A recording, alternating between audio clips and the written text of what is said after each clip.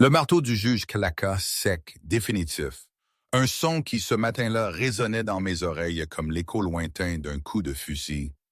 Je sentais le marbre froid sous mes doigts, mes paumes moite serrées contre mes cuisses.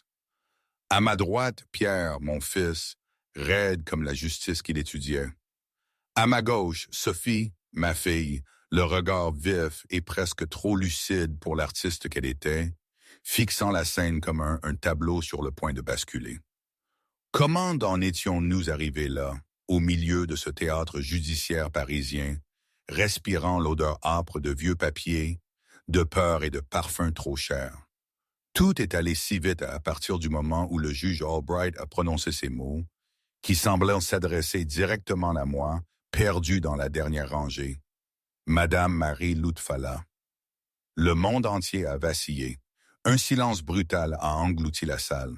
Ce nom, mon nom, prononcé avec une telle solennité, m'a renvoyé 20 ans en arrière, dans l'appartement modeste, sous la pluie battante de Lyon.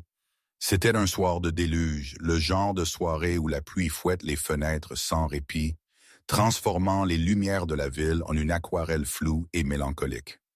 J'attendais Julien. Mon cœur battait la chamade, un rythme joyeux et nerveux. Dans la poche de ma robe, la petite chose en plastique, si légère, si lourde de sens.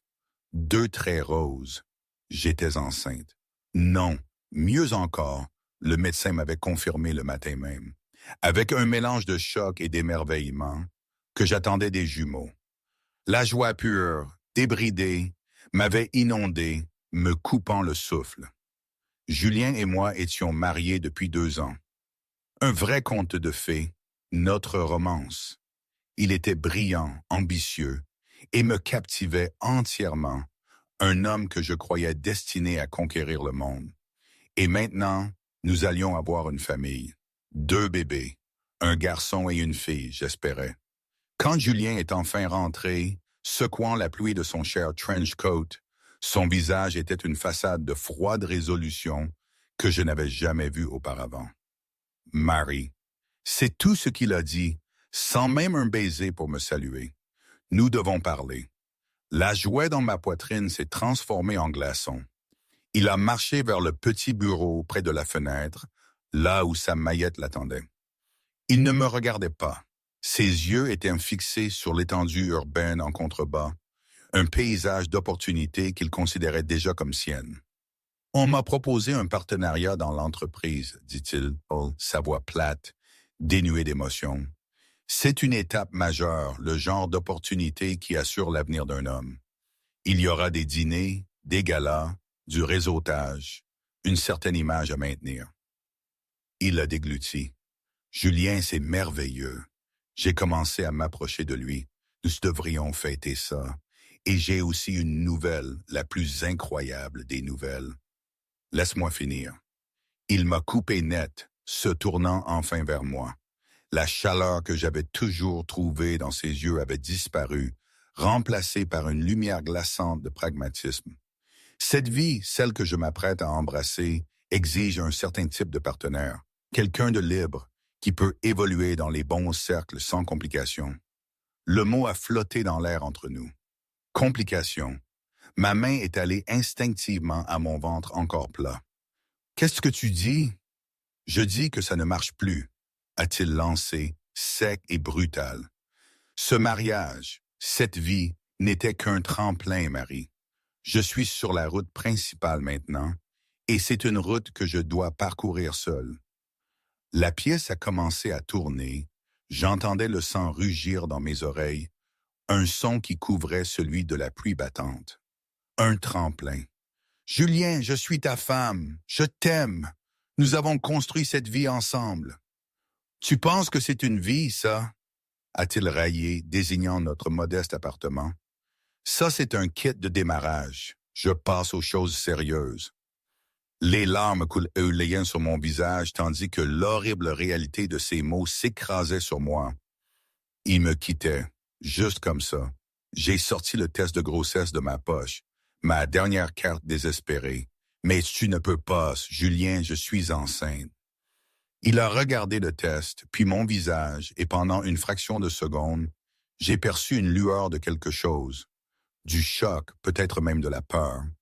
Mais elle a disparu aussi vite qu'elle était apparue, remplacée par cette même détermination glaciale. Alors, il est encore plus impératif que nous mettions fin à cela maintenant, a-t-il dit doucement, sa voix une caresse venimeuse. C'est une complication que je ne peux tout simplement pas me permettre. Il a ouvert sa mallette et a sorti un document plié et un stylo.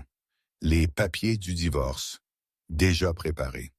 Je serai généreux, a-t-il dit comme s'il s'agissait d'une transaction commerciale. Je te laisse l'appartement et de quoi tenir quelques mois. Mais tu n'utiliseras pas mon nom et tu ne me contacteras plus, jamais. Le ou les enfants sont ta responsabilité. Puis, il a tiré un autre document distinct, une seule page de texte juridique dense. Et ceci, a-t-il dit en le poussant sur la table, c'est une formalité, une renonciation à tout intérêt futur dans mes projets commerciaux, une rupture nette. Mes avocats l'ont rédigé. Signe-le et tu recevras le règlement. Il m'a aussi tendu une enveloppe scellée. Ceci est un instrument personnel, un cadeau d'adieu pour ton trouble. Engourdi, brisé et complètement vaincu, j'ai regardé l'homme que je croyais connaître et n'ai vu qu'un étranger. L'amour de ma vie était un monstre. À travers un voile de larmes, j'ai griffonné mon nom là où il me montrait. Je n'ai pas lu les mots. À quoi bon? Il m'effaçait et il détenait tout le pouvoir. Il a pris les papiers de divorce signés, laissant l'autre document et l'enveloppe scellée sur la table. Il n'a pas regardé en arrière en ramassant son manteau. « Au revoir, Marie », a-t-il dit, et il est sorti, me laissant seul avec la tempête, le silence et les 2 minuscules battements de cœur qui étaient désormais les miens, et les miens seulement. Le conte de fées était terminé. Une longue et difficile route venait de commencer. Je me suis effondré sur le sol, mes sanglots se perdant dans le bruit de la pluie, serrant l'enveloppe scellée qui ressemblait plus à une insulte qu'à un cadeau. Les premières années ont été un brouillard de nuits blanches, de couches à changer et d'une peur constante et lancinante. Mary Hart est redevenue Mary Lutfalla, abandonnant le nom de l'homme qui m'avait jeté comme un vulgaire déchet. L'argent du règlement qu'il m'avait fourni était une misère, à peine suffisant pour 6 mois, sans parler d'élever 2 enfants.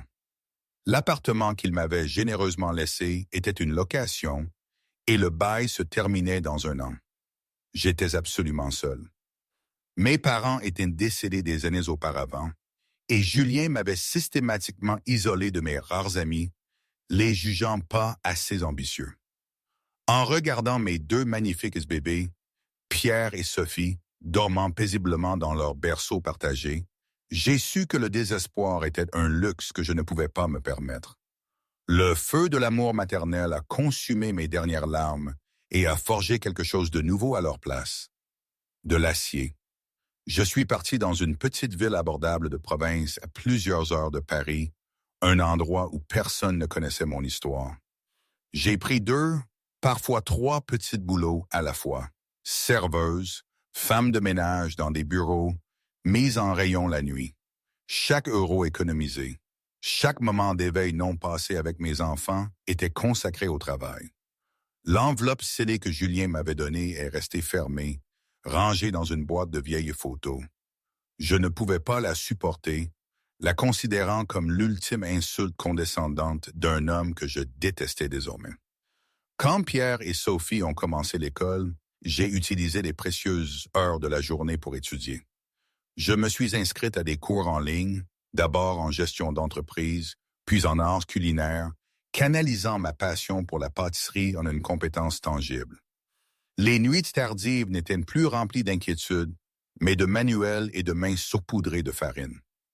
J'ai commencé petit, vendant des gâteaux et des pâtisseries de ma petite cuisine aux cafés locaux. Ma réputation a grandi. Les gens adoraient mes créations, non seulement pour leur goût, mais pour le cœur que j'y mettais. En 5 ans, j'avais économisé suffisamment pour un acompte sur une petite boutique délabrée dans la rue principale. Je l'ai appelée la pâtisserie des jumeaux. La boulangerie est devenue le cœur de la communauté. J'étais là avant le lever du soleil, mes mains pétrissant habilement la pâte, et j'étais là bien après le coucher du soleil, à équilibrer les comptes. Pierre et Sophie ont grandi dans cette boulangerie. Ils faisaient leur devoir à une petite table dans un coin, l'air empli du parfum de la cannelle et du chocolat fondu. Ils ont appris la valeur du travail acharné, non pas par des leçons, mais en regardant leur mère bâtir un empire à partir de rien.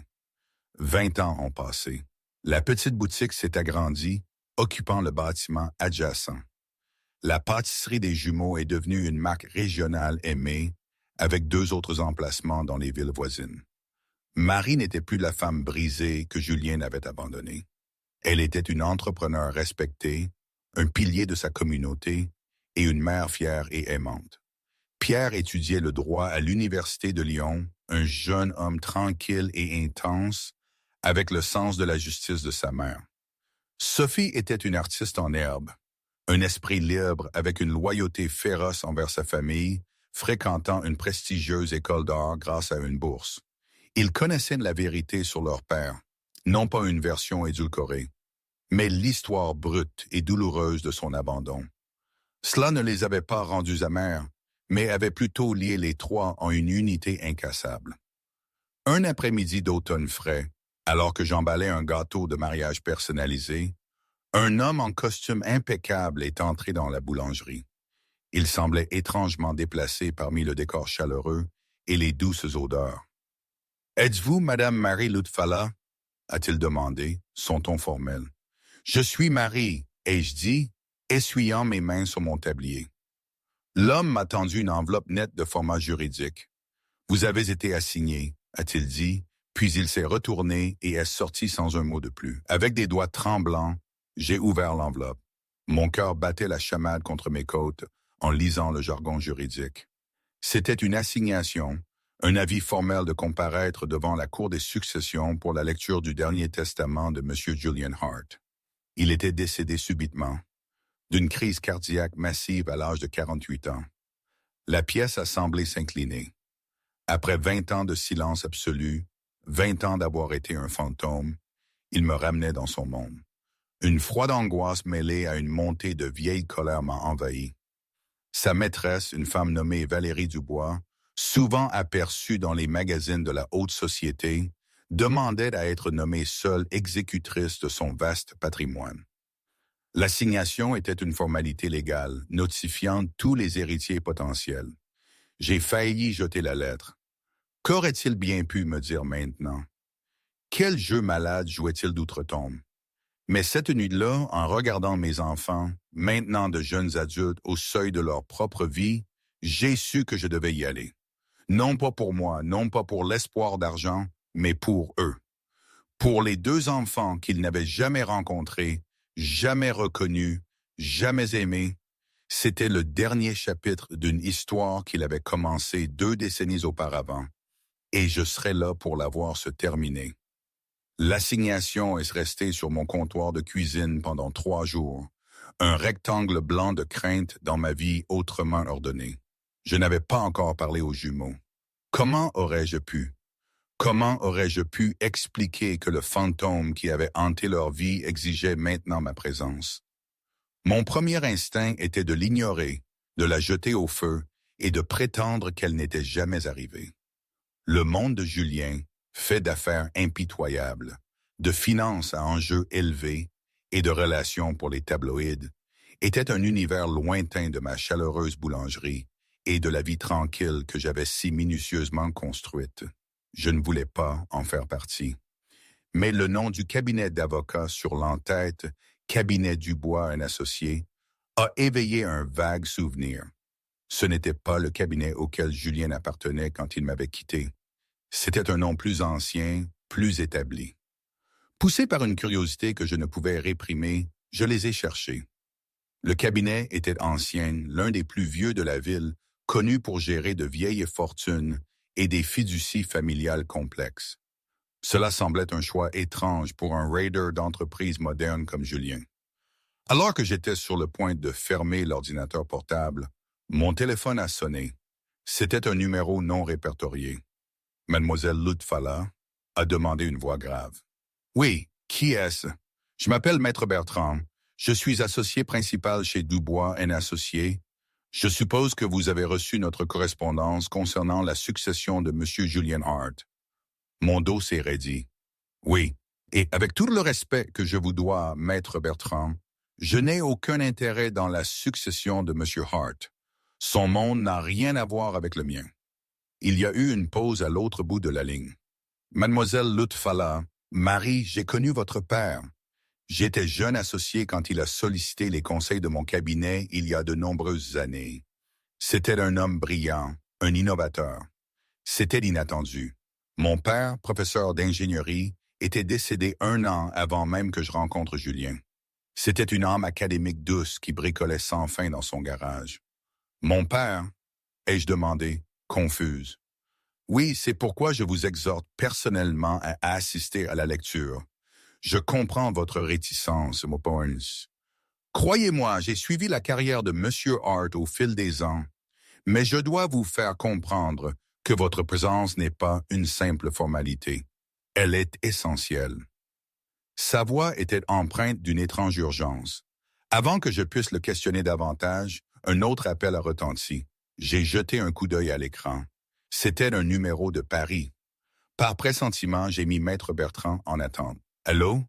Est-ce que Marie Lutfalla? » La voix était perçante, polie et dégoulinait de dédain.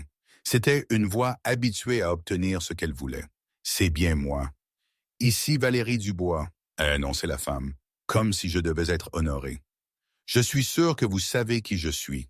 J'appelle au sujet de cet avis juridique ridicule que l'on vous a envoyé. Soyons parfaitement clairs. Vous n'êtes pas la bienvenue. Le passé de Julien est mort, et vous aussi, en ce qui concerne sa vie. Quelle que soit cette tentative pathétique d'obtenir de l'argent, ça ne marchera pas. La succession est à moi. Restez à l'écart, ou mes avocats vous enterreront sous des poursuites que vous ne pourrez absolument pas vous permettre. Me comprenez-vous, petite boulangère? L'audace pure, la condescendance venimeuse, a fait monter une bouffée de colère en moi. La peur et la confusion que j'avais ressenties ont été consumées par une rage froide et pure. La petite boulangère avait survécu 20 ans sans rien recevoir de Julian Hart. Elle avait bâti une vie, une entreprise et une famille de ses propres mains. « Merci de votre appel, Madame Dubois, » ai-je dit, ma voix dangereusement calme. « Votre préoccupation a été notée. Je vous verrai au tribunal. » J'ai raccroché avant que Valérie ne puisse répondre et suis revenu à l'autre ligne. « Maître Bertrand, j'ai changé d'avis. Dites-moi quand et où. » Ce soir-là, j'ai fait asseoir Pierre et Sophie à la table de cuisine familière, l'odeur du pain qui refroidissait flottant encore dans l'air. J'ai étalé l'assignation entre eux et leur ai tout expliqué. La nouvelle du décès de Julien, l'assignation, l'étrange appel de l'avocat âgé et l'appel menaçant de sa maîtresse. Le visage de Pierre s'est durci, sa mâchoire serrée dans une ligne protectrice qui me rappelait tellement son grand-père. Elle t'a menacé, après tout ce qu'il a fait. Sophie, toujours la plus émotive des deux, a tendu la main à travers la table et a pris la mienne. Maman, tu n'as pas à faire ça. Nous n'avons besoin de rien de sa part. Nous t'avons. C'est tout ce qui a toujours compté. Je sais, mon cœur, ai-je dit en lui serrant la main, et je n'y vais pas pour l'argent. J'y vais parce que pendant 20 ans, il a fait comme si vous n'existiez pas. Il a essayé de nous effacer. Et cette femme, sa partenaire, pense qu'elle a le droit de me menacer, de me traiter de rien. J'ai regardé mes 2 enfants incroyables, la preuve vivante, respirante d'un amour que Julien avait essayé de rejeter. Il n'aura pas le dernier mot. C'est nous qui l'aurons. Nous allons rentrer dans cette salle d'audience et nous allons leur montrer ce qu'il a jeté. Nous le ferons avec dignité et force. Nous le ferons pour nous. Un entendement silencieux a passé entre eux. Il ne s'agissait pas d'un héritage.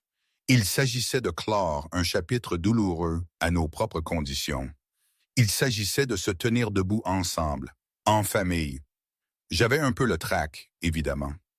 On peut construire des empires de la pâtisserie, Mais faire face aux fantômes, c'est autre chose. Je ne suis pas sûr d'avoir déjà été aussi angoissé. J'ai d'ailleurs souvent repensé à une chose que mon père disait. Il disait, ne fais jamais confiance à ce qui semble trop beau pour être vrai. Il parlait des offres trop alléchantes des camelots sur le marché de Lyon, mais avec Julien, tout semblait trop beau. C'était trop facile au début, et ensuite trop brutal. J'ai appris à mes dépens que la vie n'est pas un conte de fées. Il y a toujours une clause cachée, un revers à la médaille, surtout quand l'éclat de l'or est aveuglant. Cette citation, tu sais, elle m'est restée imprimée, indélébile. Je suis allé dans ma chambre et j'ai tiré une vieille boîte poussiéreuse du fond de mon placard.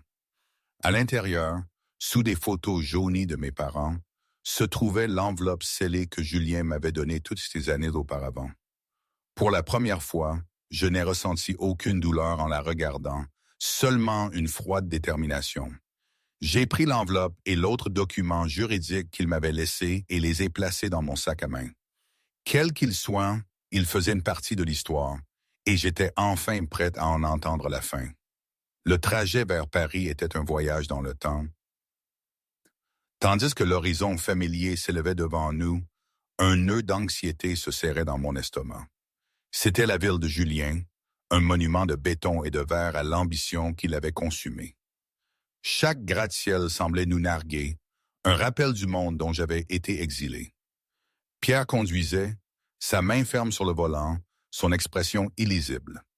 Sophie était assise à l'arrière, dessinant furieusement sur son carnet, canalisant son énergie nerveuse sur le papier.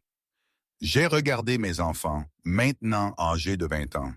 C'étaient des adultes, forts et compatissants, les deux meilleures parties de ma vie. Ils étaient de ma victoire. Quoi qu'il arrive aujourd'hui, j'avais déjà gagné. Nous avions réservé une chambre dans un hôtel modeste, un contraste frappant avec l'opulence 5 étoiles que Julien avait sans aucun doute préféré. J'avais insisté pour tout payer moi-même. Je n'accepterais rien de sa succession, pas même une allocation de voyage ordonnée par le tribunal. J'ai choisi ma tenue avec soin, une simple robe bleu marine bien coupée, élégante mais discrète.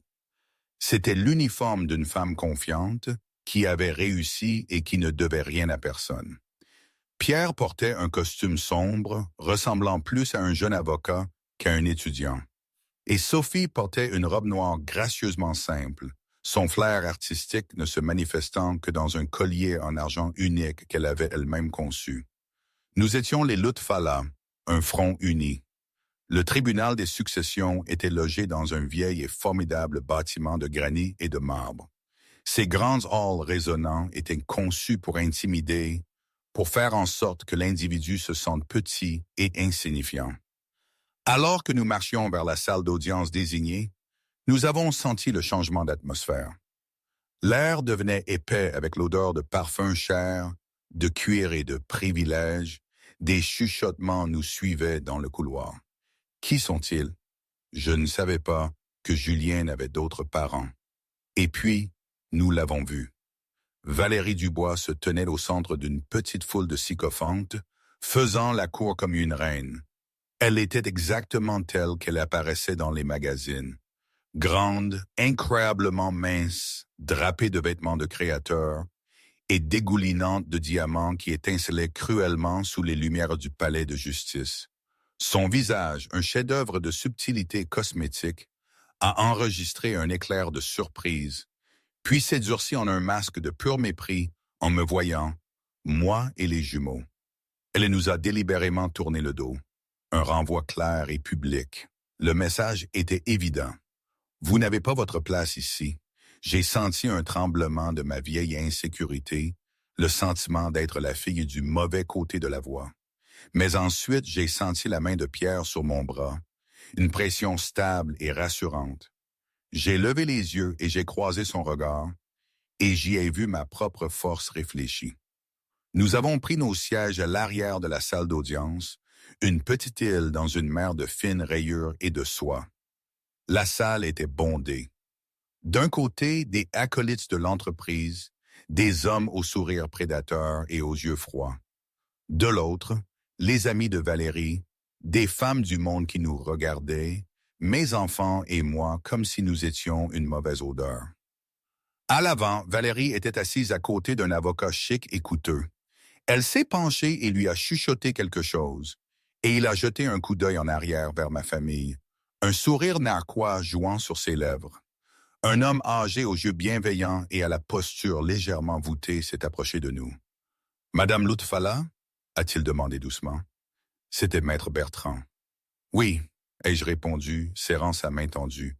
« Je suis si heureux que vous soyez venu, » a-t-il dit, son regard se posant brièvement sur Pierre et Sophie avec une expression de profonde sympathie. « S'il vous plaît, ne vous laissez pas intimider par cette atmosphère. Écoutez, c'est tout ce que vous avez à faire. » Il m'a fait un petit signe de tête rassurant avant de se retirer vers un siège de l'autre côté de l'allée. La porte de la chambre du juge s'est ouverte et un huissier a appelé « Tout le monde debout ». Un juge imposant avec une crinière de cheveux blancs est entré et a pris place. L'honorable juge Albright préside. Asseyez-vous. La salle est devenue silencieuse. Le juge Albright a examiné les documents devant lui, son expression sévère. Nous sommes ici pour la lecture du dernier testament de Julian Hart. Je suis conscient que c'est une succession de hauts profils et que les émotions peuvent être vives. Je ne tolérerai aucun débordement. Est-ce compris? Un murmure d'acquiescement a parcouru la salle. Valérie s'est assise un peu plus droite, un sourire suffisant et propriétaire sur son visage. C'était son couronnement. J'ai pris une profonde inspiration, mon cœur battant à un rythme régulier et défiant. J'étais prête. Les fantômes du passé étaient tous réunis dans cette salle, et il était temps de les affronter. Le juge Albright a ajusté ses lunettes et a saisi l'épais document professionnellement relié qui représentait la somme de la vie de Julian Hart. L'air de la salle d'audience était électrique d'anticipation. Pour les requins de l'entreprise, il s'agissait du destin d'un empire de plusieurs milliards de dollars. Pour Valérie Dubois, il s'agissait de la validation de toute son existence. Pour moi, il s'agissait d'une fin. Ce document, a commencé le juge, sa voix résonnant dans la salle silencieuse, est le dernier testament de Julian Hart, daté du 12 mars de cette année. Il a été vérifié et est légalement contraignant. Valérie a trépigné d'impatience. La date était récente, bien après le début de son règne en tant que partenaire de Julien. Elle a jeté un regard triomphant par-dessus son épaule vers le fond de la salle. Un ricanement final et silencieux vers moi. Le juge a commencé par les legs habituels. Un don considérable à son alma mater. Plusieurs millions d'euros à une fondation artistique de premier plan dont les membres du conseil d'administration, assis au premier rang, ont hoché la tête avec une satisfaction maussade.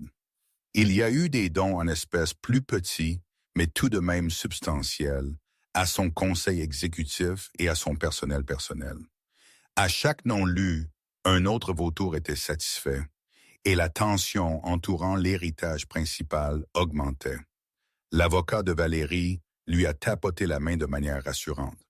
Tout cela était une procédure standard, les trivialités avant l'événement principal. Maintenant, a poursuivi le juge Albright, tournant une page, nous en venons à la question des effets personnels et des propriétés.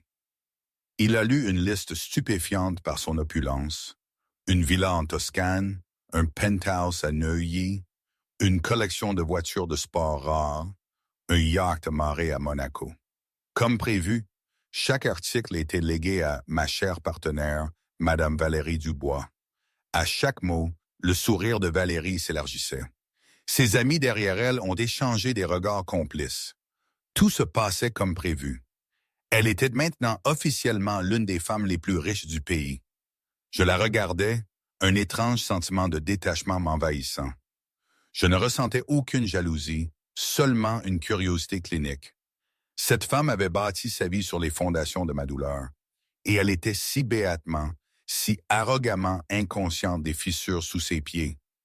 Pierre était assis à mes quais, rigide, avec une fureur tranquille. Sophie avait cessé de dessiner et regardait Valérie avec le regard intense et analytique d'une artiste, comme si elle gravait ce portrait de l'avarice dans sa mémoire.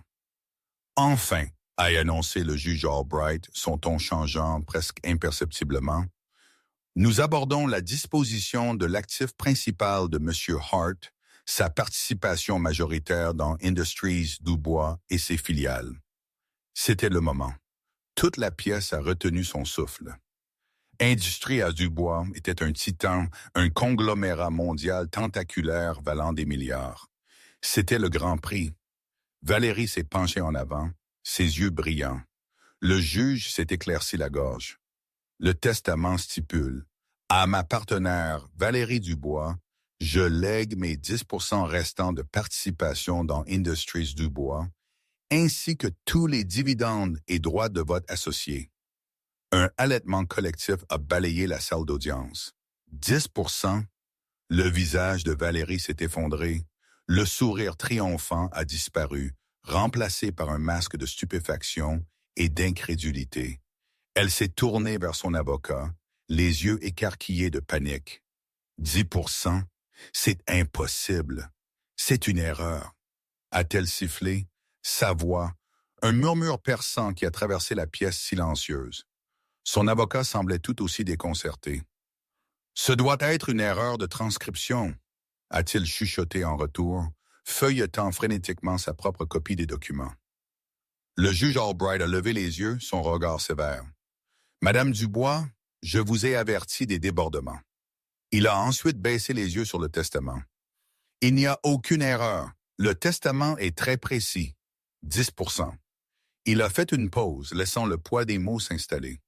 Ce qui nous amène au reste de la succession. Le juge a mis de côté le testament principal et a saisi un dossier différent.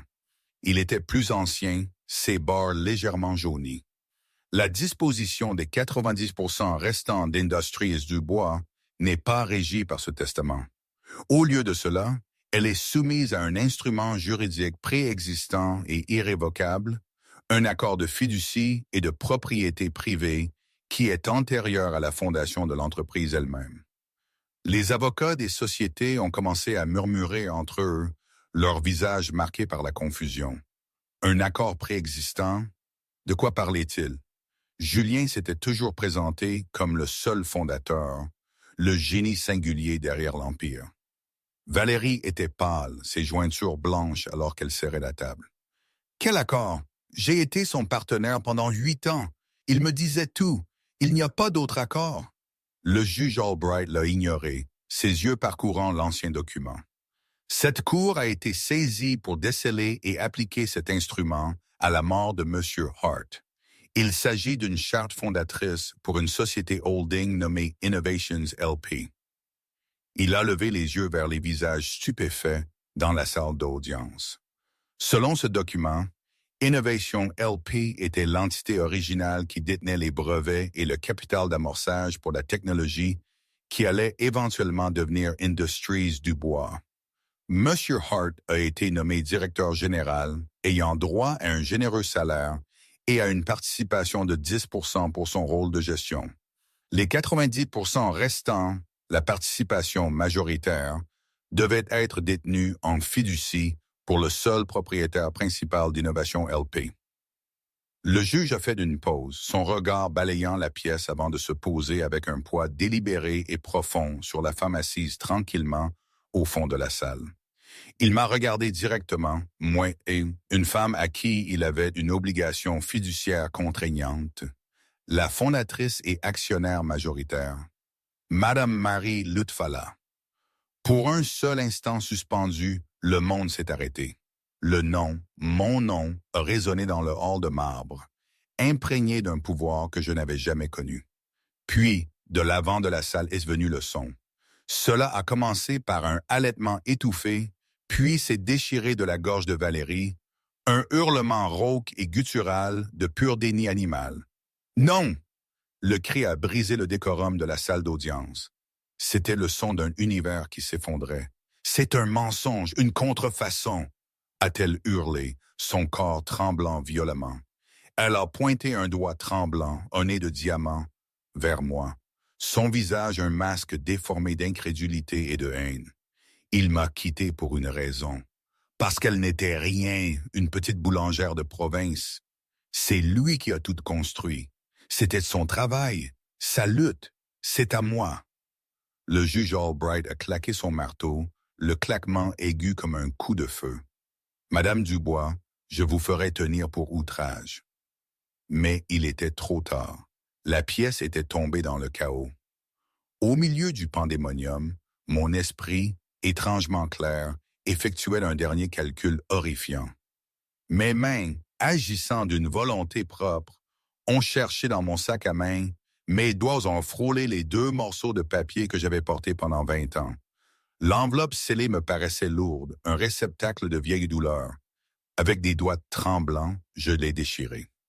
À l'intérieur, il n'y avait pas une lettre, mais un simple certificat d'action orné. Il s'agissait de 900 actions d'une entreprise appelée Innovation LP. Derrière se trouvait une petite note pliée, écrite de la main arrogante et inclinée de Julien. Je l'ai dépliée. Considérez ceci comme une indemnité. Je doute que vous soyez assez intelligente pour comprendre un jour ce que cela vaut. Le souffle m'a quitté le corps dans une déferlante douloureuse. L'étendue époustouflante de sa cruauté, l'arrogance.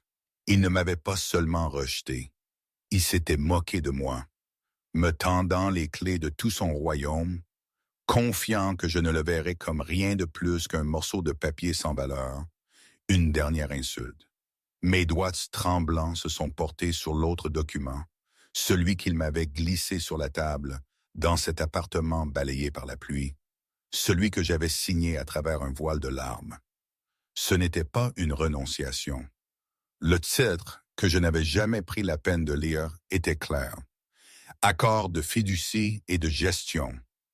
Ma signature n'était pas un abandon, c'était une nomination.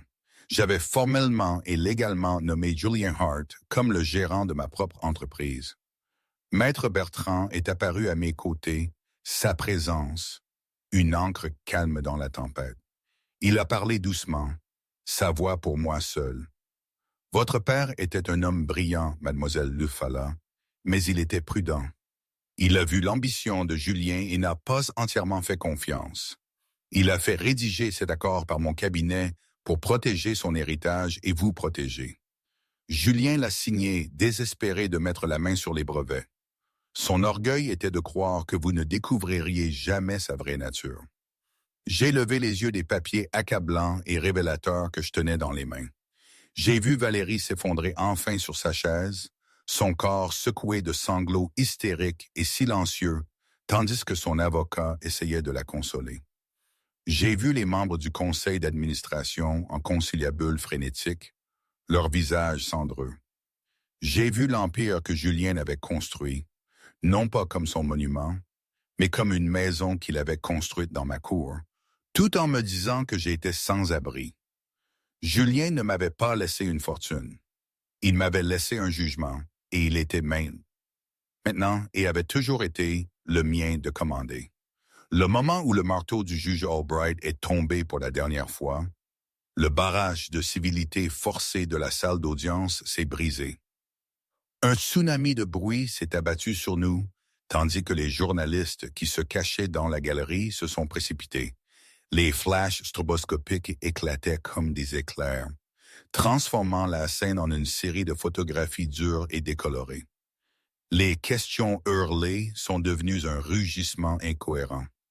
J'ai instinctivement bougé pour protéger Pierre et Sophie, mes bras formant une barrière protectrice, tandis que Maître Bertrand nous guidait à travers la cohue vers une sortie privée. Nous avons aperçu une dernière image brûlante de Valérie Dubois affalée sur sa chaise, une poupée de porcelaine évidée, abandonnée dans l'épave de sa propre vie. La tempête nous a suivis. Des camions de presse campaient devant notre hôtel, leurs antennes paraboliques pointées comme des armes. Mon visage, un nom que personne ne connaissait ce matin-là, était maintenant éclaboussé sur toutes les chaînes d'information et les sites web. Les titres étaient une frénésie d'hyperbole. La boulangère milliardaire, héritière cachée de Hart, l'ancienne maîtresse reçoit ce qu'elle mérite. De retour dans l'anonymat tranquille de notre chambre d'hôtel, L'irréalité absolue de la journée est descendue. Pendant un long moment, nous sommes restés tous les trois debout. Le rugissement étouffé de la ville, une bande sonore lointaine de notre choc silencieux. Sophie a été la première à bouger, s'enfonçant sur le bord d'un lit et laissant échapper un long soupir tremblant. Pierre se tenait près de la fenêtre, le dos tourné à la pièce, ses épaules rigides alors qu'il regardait la ville tentaculaire qui était maintenant impossiblement la leur. J'ai regardé mes enfants, les deux ancres de ma vie. « Vous allez bien toutes les deux ?»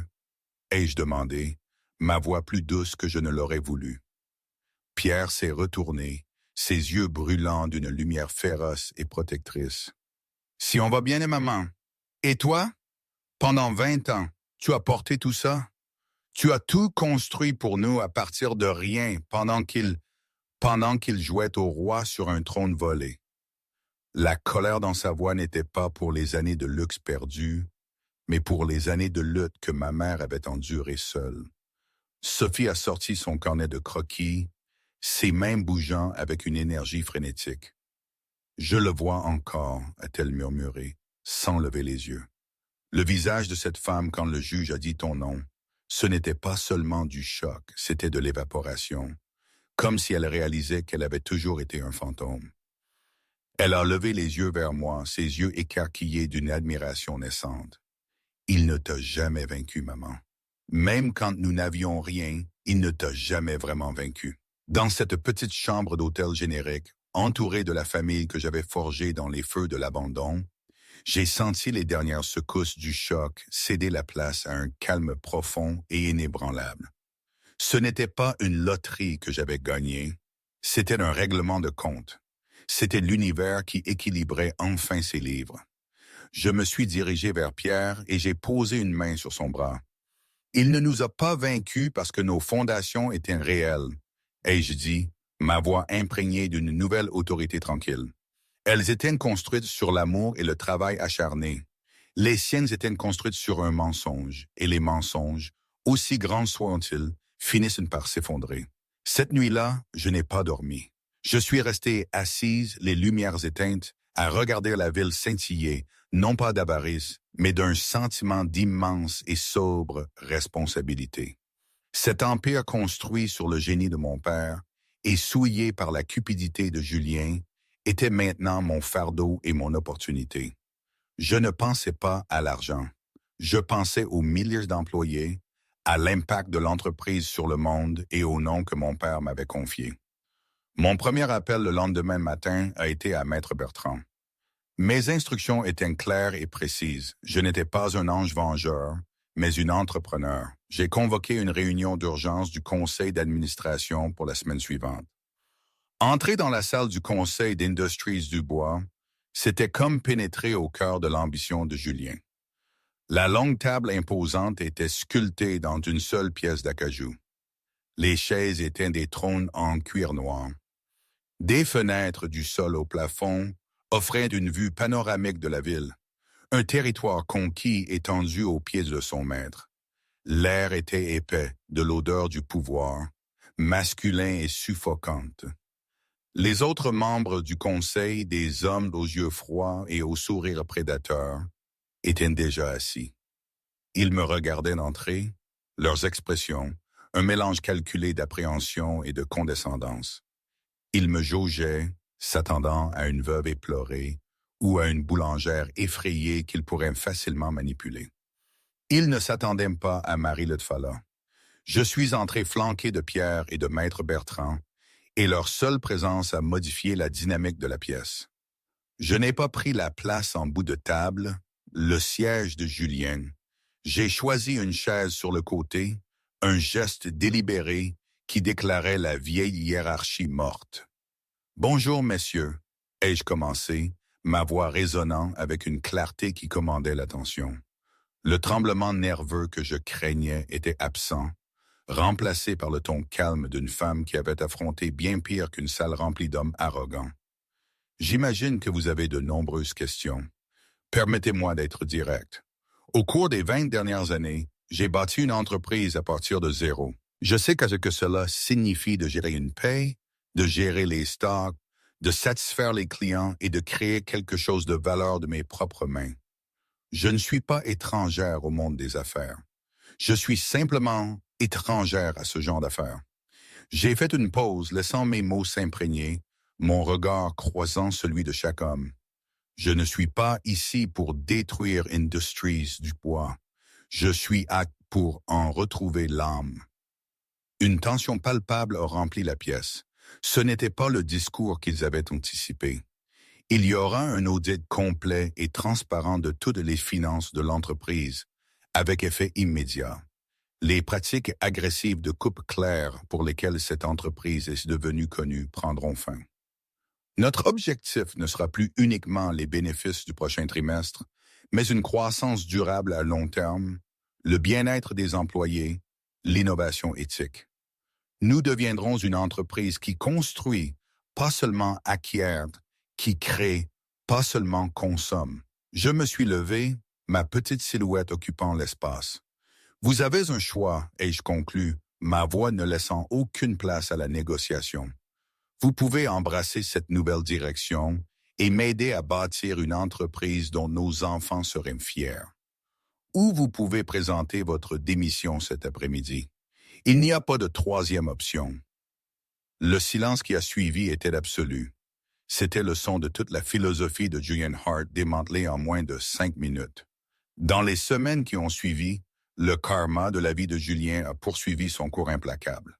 Alors que je travaillais avec Maître Bertrand pour nettoyer la maison qu'il avait laissée derrière lui, le véritable état de l'héritage de Valérie Dubois est devenu douloureusement public.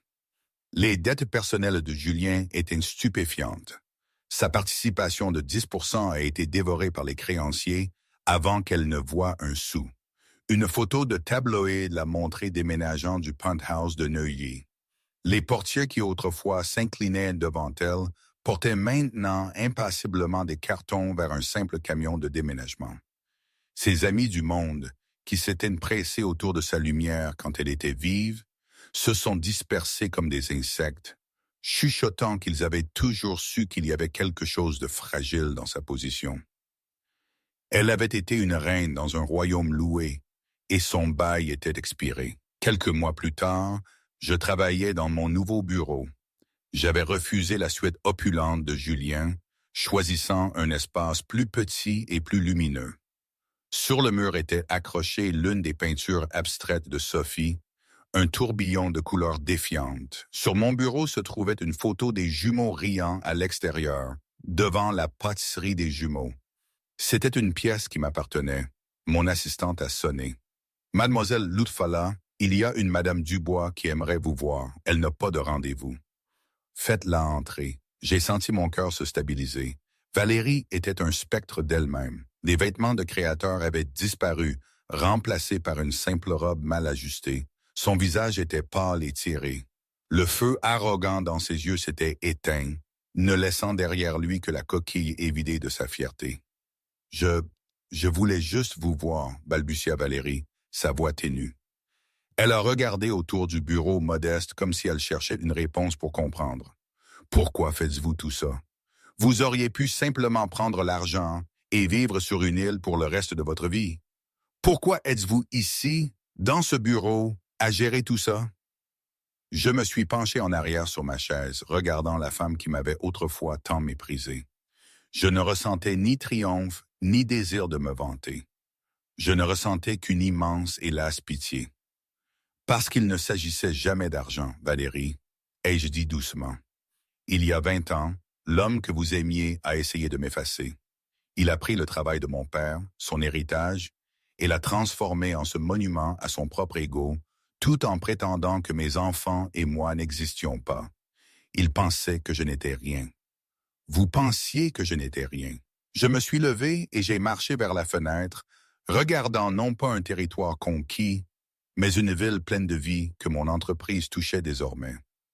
Ceci, ai-je dit, mon geste englobant tout, n'est pas une vengeance. La vengeance est un feu qui s'éteint, ne laissant que des cendres. Il s'agit d'un héritage. Je construis quelque chose qui durera, quelque chose dont mes enfants, Pierre et Sophie, pourront être fiers d'hériter un jour. quelque chose construit sur l'intégrité, pas sur des mensonges. Valérie a fixé la simple et dévastatrice vérité de mes mots, qui finissait par s'imprégner. Elle avait bâti sa vie sur l'affection d'un homme, qui s'était avéré aussi futile que ses promesses. J'avais bâti ma vie sur moi-même. Il n'y avait plus rien à dire.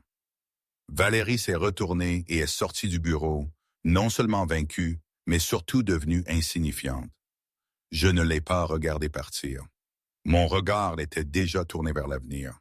Sur mon bureau se trouvaient les premières chartes d'une fondation caritative au nom de mon père, que Pierre m'aidait à rédiger. À côté d'elle se trouvaient les premières esquisses de Sophie pour un nouveau logo d'entreprise, une image stylisée de deux jeunes pousses entrelacés poussant en un arbre solide. Je ne nettoyais pas seulement une maison. Je plantais un jardin à sa place. Ma vengeance n'était pas un seul acte flamboyant dans un tribunal. Elle résidait dans le travail quotidien, calme et déterminé, de construire un monde meilleur que celui que Julien avait laissé derrière lui. Et vous, qu'auriez-vous fait à ma place? Aujourd'hui? Qui sait? Parfois, je pense que c'était la meilleure chose qui pouvait m'arriver. Parfois, je pense que j'ai fait une erreur en ne profitant pas davantage de la vie facile qui s'offrait. Probablement les deux. C'est comme ça la vie, non? Rien n'est simple, rien n'est parfait. Mais c'est ma vie. Et elle est devenue bien plus que ce que n'importe quel homme aurait pu me dicter. Elle est à moi, façonnée par l'amour, la résilience et une force que je n'aurais jamais imaginé possible.